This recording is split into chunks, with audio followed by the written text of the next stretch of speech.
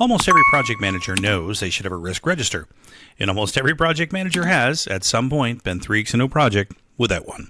Not because you don't care about risk, but because starting up from a blank page is generally hard, and it always feels like something you'll do properly next week. Today I want to show you how to go from nothing to a real usable risk register in about 5 minutes. Here's why the blank page is so hard. Identifying risks is a recall problem. You're trying to remember every category of thing that has ever gone wrong on a project like this, while you're already busy delivering the project. So what happens is you list the 4 or 5 risks you're already worrying about, and you miss the ones you haven't thought about yet. And in my experience, the risks that hurt you are almost never the ones you're already worried about. So instead of starting from nothing, start from a draft. Describe your project in 2 or 3 sentences and ask for a structured risk list from AI. Here's an example of a prompt.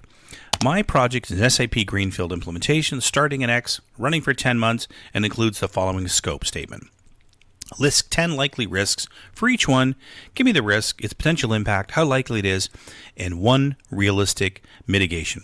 Format it as a table. That gives you something you can actually react to, and reacting is much easier than recalling. Give as much information as possible. It's not about quantity, it's about quality here, so take your time. Here's another example. We're replacing our customer billing system going live in November with 1 vendor and a team of 8. Here's the kind of thing that comes back from AI. Vendor delivery slipping past the go-live date, with the mitigation being contractual milestones and a monthly checkpoint.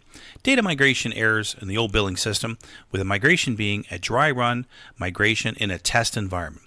Staff not trained before go-live. Key person dependency on your one integration specialist. Now here's the important note. Maybe 6 of 10 of those you already knew, but 2 or 3 of those will be things you hadn't put words to yet. And really that's the value. It's not that AI knows your project better than you do. It's that AI never gets tired of listing categories, and you do. Now, the next step is what separates the real risk register from a document nobody opens again.